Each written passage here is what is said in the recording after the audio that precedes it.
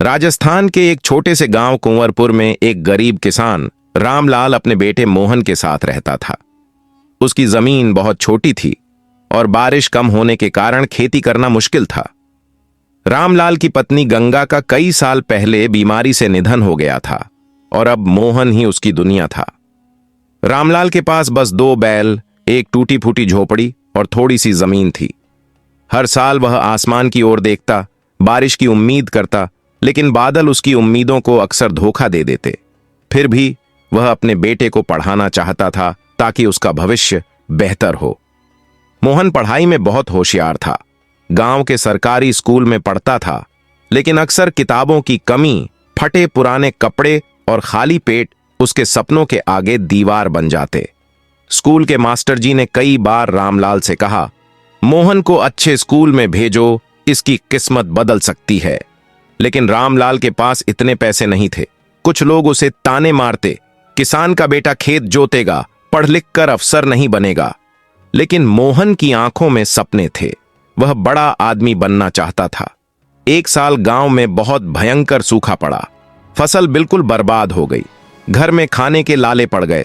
रामलाल को अपना एक बैल बेचना पड़ा। उसके पास अब 2 ही रास्ते थे, या तो शहर जाकर मजदूरी करे या फिर बेटे की पढ़ाई छुड़वा दे। उसने बेटे से कहा, बेटा, अब तुझे भी काम करना होगा। हम गरीब हैं, पढ़ाई का खर्च कैसे उठाएंगे? मोहन की आंखों में आंसू आ गए। उसे अपने सपने बिखरते दिख रहे थे। लेकिन तभी गांव के एक बूढ़े दादा हरिराम जी ने रामलाल को समझाया, बेटा, गरीबी से लड़कर ही तो इंसान बड़ा बनता है। तेरे बेटे की पढ़ाई मत छुड़वा, मैं थोड़ी मदद कर दूंगा। हरिराम जी की मदद से मोहन की पढ़ाई जारी रही और वह दिन में स्कूल जाता, शाम को गांव के एक साहूकार के यहां काम करता। मोहन ने अपनी 10वीं की परीक्षा गांव में टॉप करके पास की। उसकी सफलता पूरे गांव में चर्चा का विषय बन गई। मास्टर जी ने उसे शहर के बड़े कॉलेज में पढ़ने की सलाह दी, लेकिन फीस बहुत ज्यादा थी। रामलाल ने अपनी आखिरी जमीन का एक टुकड़ा गिरवी रख दिया।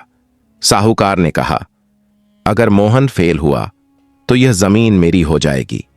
लेकिन मोहन ने हार नहीं मानी। शहर जाकर दिन में पढ़ाई करता और रात को होटल में बर्तन धोता।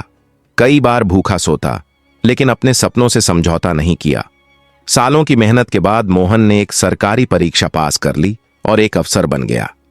जब वह गांव लौटा तो पूरे गांव ने उसे कंधों पर उठा लिया। वही लोग जो कभी कहते थे कि किसान का बेटा सिर्फ हल चलाएगा, अब उसकी मिसाल देते थे। लेकिन जब मोहन घर पहुंचा तो उसे एक बुरी खबर मिली। रामलाल अब इस दुनिया में नहीं था। गांव के बुजुर्गों ने उसे बताया कि उसके पिता कर्ज और मेहनत के कारण बीमार पड़ गए थे और इलाज के अभाव में चल बसे। मोहन यह सुनकर घुटनों के बल गिर गया और फूट फूट कर रोने लगा। उसने पिता की तस्वीर को देखा और कहा, बाबा, आप देख रहे हो ना, मैंने कर दिखाया। कुछ सालों बाद मोहन ने अपने गांव में एक स्कूल खुलवाया और अपने पिता के नाम पर उसका नाम रखा, रामलाल ज्ञान मंदिर। अब उस गांव का हर गरीब बच्चा पढ़ सकता था और किसान के बेटे भी अफसर बनने का सपना देख सकते थे। दोस्तों, अगर आपको मेरी ये कहानी अच्छी लगी हो तो वीडियो को लाइक करें और चैनल को सब्सक्राइब जरूर करें।